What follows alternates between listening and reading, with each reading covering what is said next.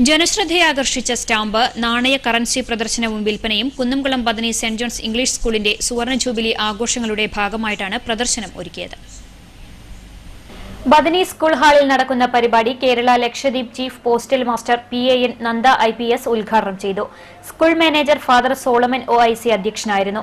ജില്ലാ പോലീസ് മേധാവി N Vijayakumar, Thrissur postal superintendent KP Suresh Kumar, Labeeb Hasan, father Pathros OIC, KB Shibu, KV Geevar, C Girish Kumar തുടങ്ങിയവർ സംബന്ധിച്ചു. അപൂർവങ്ങളിൽ അപൂർവമായ നാണയശേഖരങ്ങൾ കാണാൻ വിദ്യാർത്ഥികൾ ഉൾപ്പെടെ വൻ ജനാവലിയാണ് പ്രദർശനശാലയിലെത്തിയത്.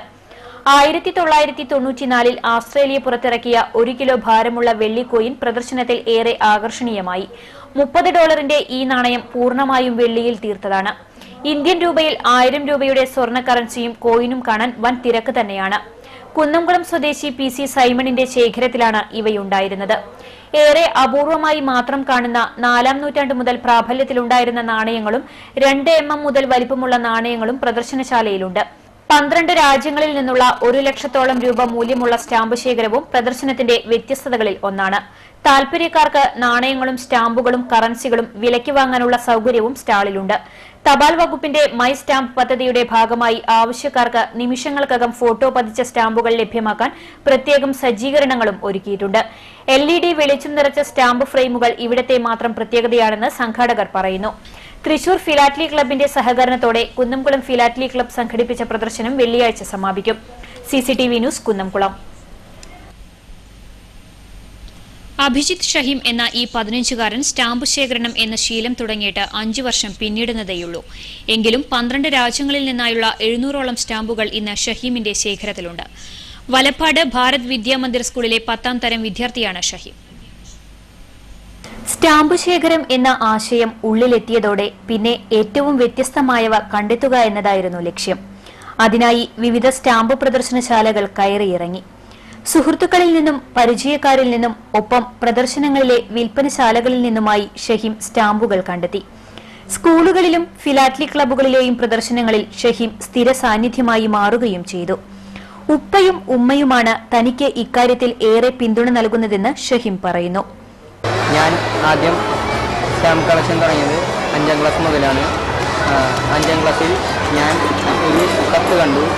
ആ കത്തിൽ തരം സ്റ്റാമ്പുകൾ അതിൽ പതിപ്പിച്ചിരിക്കുന്നത് ഞാൻ കണ്ടു. എൻ്റെ ഉമ്മ പറഞ്ഞു അത് എടുത്തു വെച്ചോളാം. അന്നു മുതൽ ഞാൻ സ്റ്റാമ്പ് കളക്ഷൻ തുടങ്ങി. സ്റ്റാമ്പുകളുടെ വില എത്രയെന്നതല്ല, അവയ്ക്കു പിന്നിലെ ചരിത്രമാണ് ഈ കുരുന്നിനെ ആകർഷിക്കുന്നത്.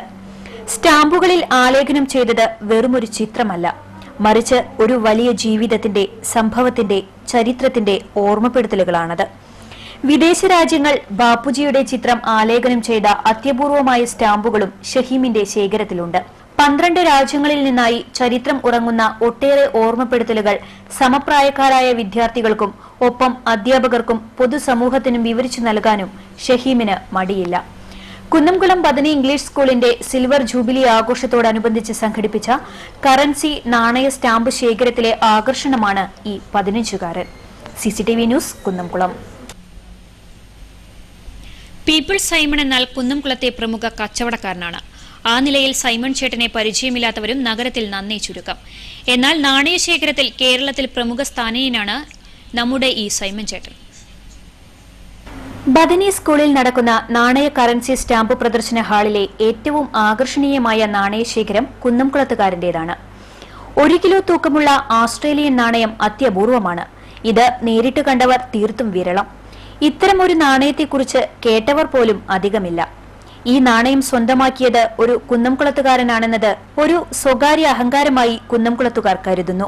45 വർഷമായി സൈമൺ ചേട്ടൻ നാണയശേഖരഭ്രമം തുടങ്ങിയിട്ട്.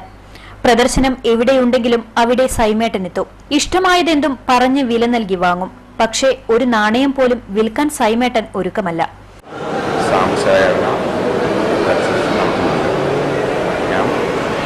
കൊല്ലങ്ങളായിട്ട്